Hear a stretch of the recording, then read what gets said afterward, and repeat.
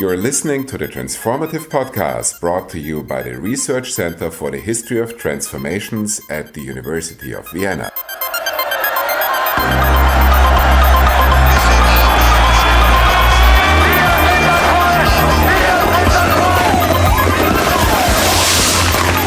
Welcome to today's Transformative Podcast, brought to you by the Research Center for the History of Transformations. My name is Irena Remestwenski.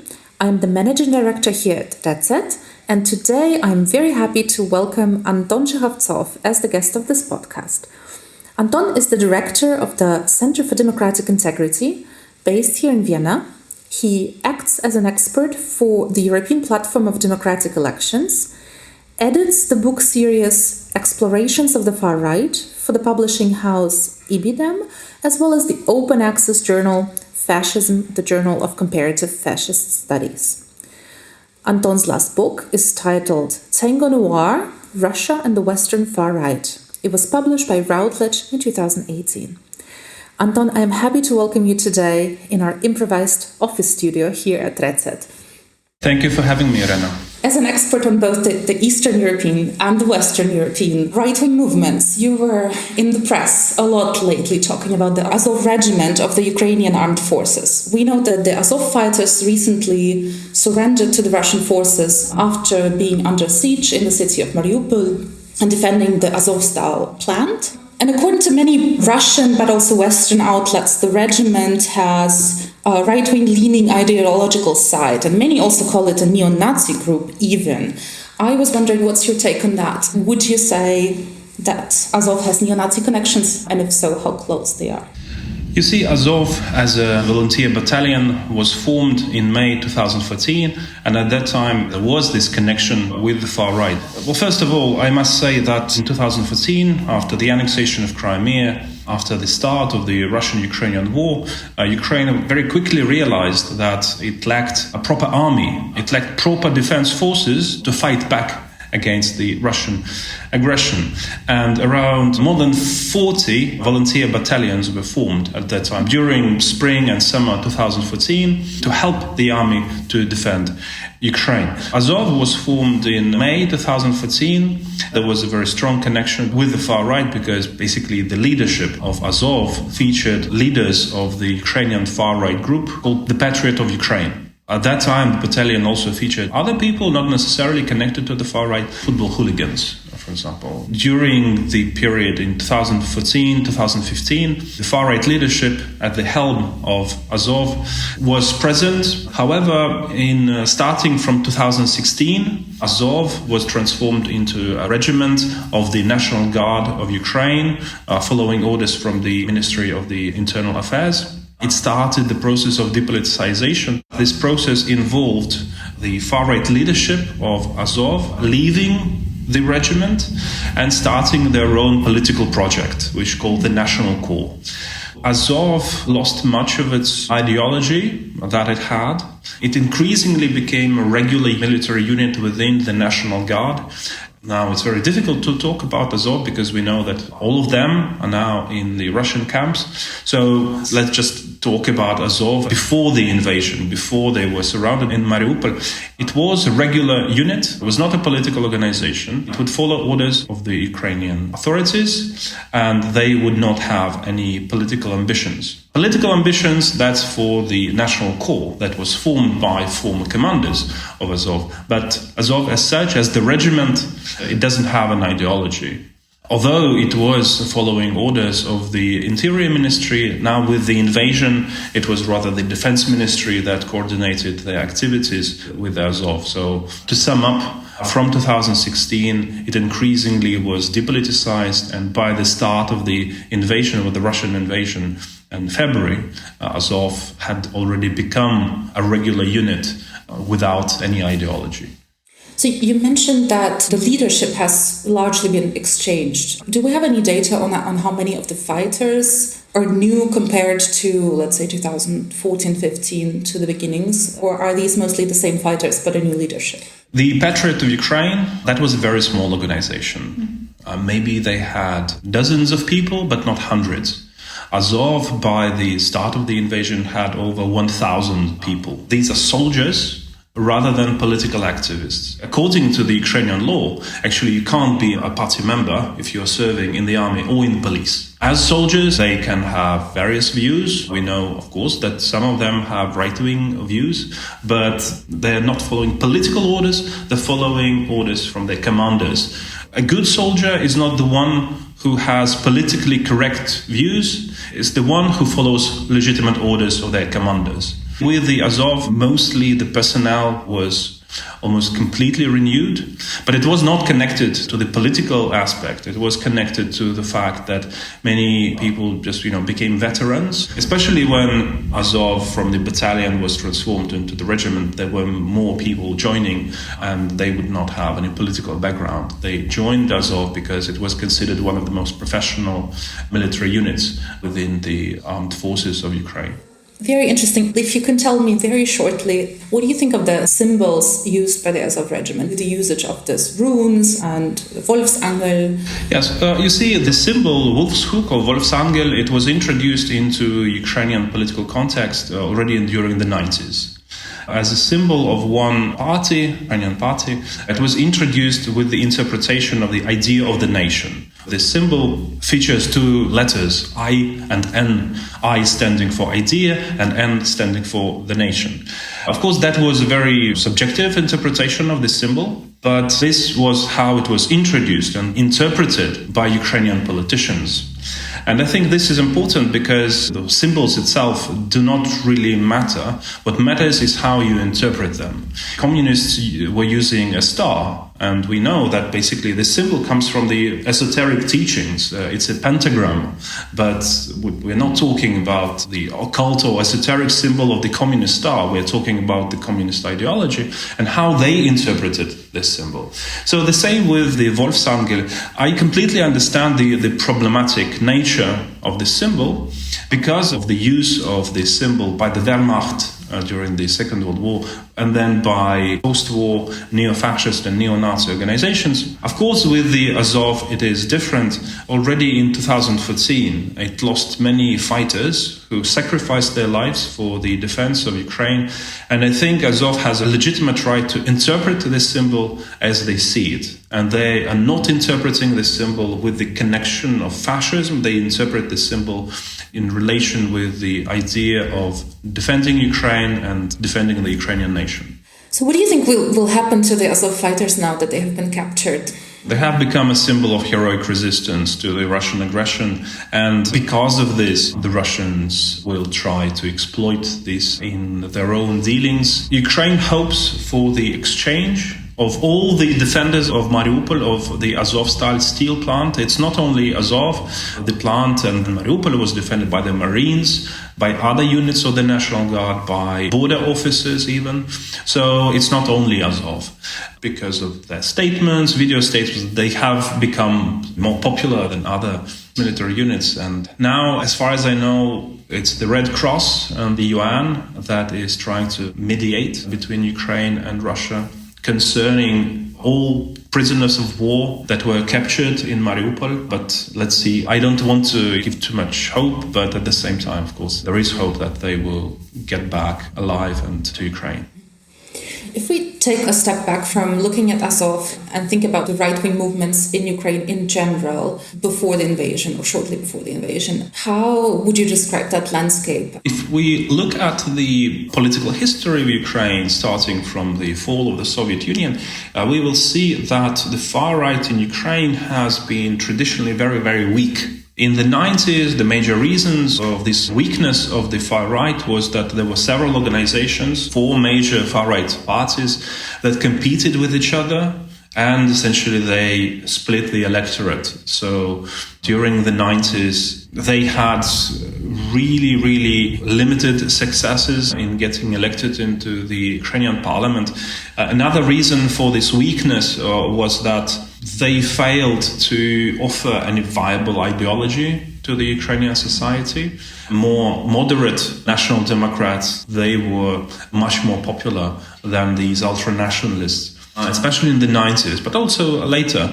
The political center of Ukrainian politics was dominated by the immense struggle between the pro-Western National Democrats and pro-Russian forces. And this fight was so huge that the marginal parties, such as the far-right parties, had a problem to penetrate that center to become part of any discussion.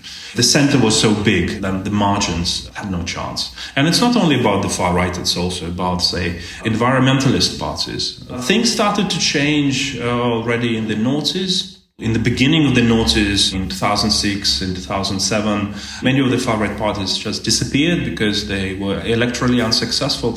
One party still participated in the elections, but it's called Svoboda Party or the Freedom Party. For example, in 2017, they would have less than 1% of the electoral support. Things started to change for the far-right, for this Freedom Party in 2012. There was this demand for new faces, and it was Freedom Party and Klitschko's Udar that partly satisfied this demand for new faces.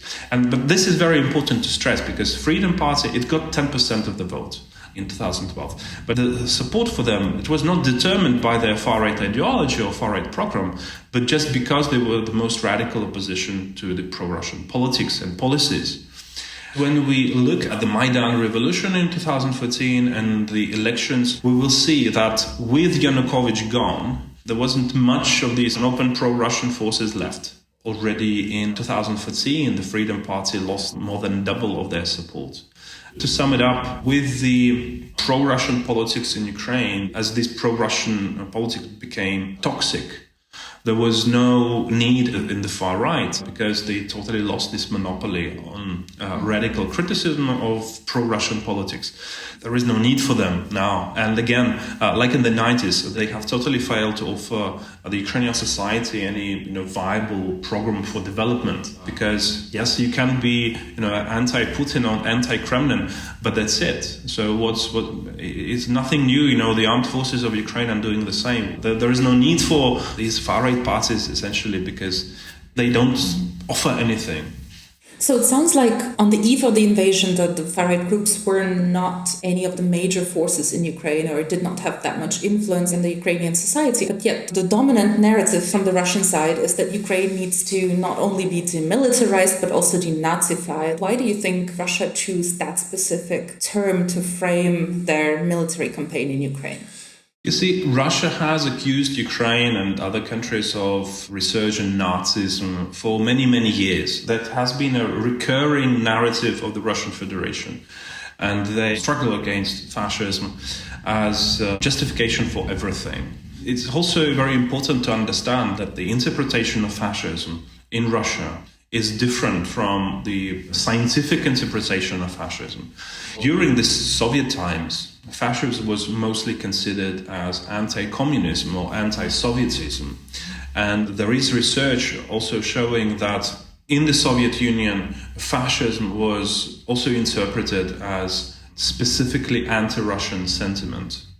And this is connected to the manipulative translations of Hitler's Mein Kampf. When it was translated into Russian, that was a manipulative translation. They shortened the text in order to show that fascism was mostly about killing Russians rather than the Jews. So already then they had this very weird understanding of fascism. After the fall of the Soviet Union, this interpretation of fascism was mostly about fascism equals anti-Russian sentiment. And as we know, in summer 2021, Putin wrote this article about Ukraine, really weird historical analysis, but the insistence of Putin that Ukraine was anti-Russia. If it is anti-Russia, it is almost automatically fascist or neo-Nazi. This is how this interpretation works. So Ukraine as such, it doesn't matter what ideology it has, what political regime it has. Because Ukraine positions itself as a nation that is separate from Russia, it is then automatically anti-Russia, and by extension, it is fascist. So the idea of denazification, it has nothing to do with actual Nazis or with far-right forces. Denazification essentially is the euphemism for the genocidal intentions of the Russian Federation. This is about the destruction of the Ukrainian state. This is about the destruction of the Ukrainian nation. Denazification basically means de-Ukrainization. And as an expert on fascism, how would you describe the Russian regime itself? Because, of course, there are those opposing voices who say Russia is an authoritarian regime, and there are also even people saying that Putin regime itself is a fascist regime, especially at the moment when the whole world is watching the horrendous war crimes happening on the Ukrainian territory. Would you, as a scholar, call the Putinist regime a fascist regime? Absolutely not. In the recent book that I published, The Russia and the West and Far Right, I called Putin's regime right-wing authoritarian. And of course, we see these characteristics of right-wing authoritarianism. But fascism is, first and foremost, it's a revolutionary ideology. In the beginning of the 20th century, three major ideologies that represented three major visions of modernity. Those were liberalism, communism, and fascism. Communism and fascism were revolutionary ideologies. Fascism wanted to create a new anthropological reality, a new era. It was a reformist ideology as well. Obviously, it was not a liberal reformist, but it was, fascist reformist. This also explains why so many avant-garde writers and cultural activists became part of fascism, because they saw this, visionary, almost like a new age narratives, discourse in that. Putin's regime is anti-revolutionary. It despises all the reform. It was critical of all the revolutionary changes around Russia. It has always been against any revolutionary changes in Russia itself. Another thing is that fascists would politicize society. To build a totalitarian regime, you have to politicize every individual, so they would participate in the building of this new order, in the creation of the new man. But Putin's regime is depoliticizing Russians. We saw it in many cases where Putin's regime would try to tell to people, you don't need to be interested in politics. You just need to support the ruling party, and that's it. Don't think about politics. Don't participate in political movements and political organizations. You can only participate what we give you to support, but not to think for yourself. This is completely different from the fascist politicization and fascist mobilization. So it is definitely right-wing. It's not left-wing. It's not for the equality, that's for sure. It's not totalitarian because of the absence of politicization of the society. An interesting point is that the use of this letter Z that became the symbol of the Russian aggression against Ukraine. All this fascination and obsession with this letter, it comes from the Russian population rather than from the state. In my opinion, and what I see, the Russian state are even trying to somehow control this politicization, not to give people more mobilization, because it can be dangerous for them. If the people are politicized, then they start their own political initiatives. And this is something that the Kremlin tries to avoid. There is this attempt to somehow limit this mobilization related to the war. You kind of already answered my last question, where I wanted to hear more about the ideology of the Russian population as compared to the ideology of the regime. Many people truly don't know what's happening there, and they're not interested in politics. And so I still want to say something about how much ideology is there for the population as itself, and whether the population supports the Russian invasion from any kind of ideological stance.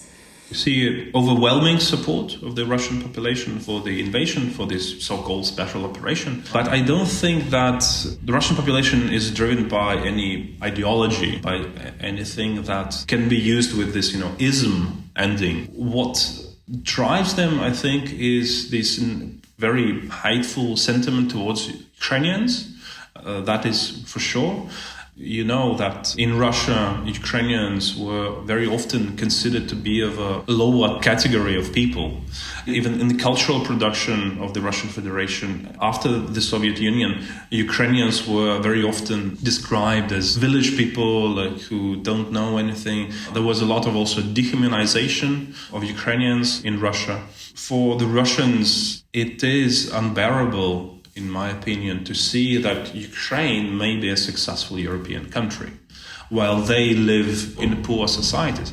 But especially those people who don't live in urban centers such as Moscow or St. Petersburg or Novosibirsk, they are actually quite poor. And we heard stories from this Russian invasion that Russian soldiers and officers, they were surprised by the level of life that Ukraine had, that they would have real roads in villages while they would lack the same in those parts of Russia where they come from. It must be understood that the overwhelming majority of soldiers and officers that take part in this invasion, they're coming from very poor areas. And this also explains their hate, their anger, their destructive behavior on the Ukrainian soil. They really hate Ukraine for being better off than they are. Thank you so much for being here. Thank you for having me. You have been listening to the Transformative Podcast produced by RECET in Vienna.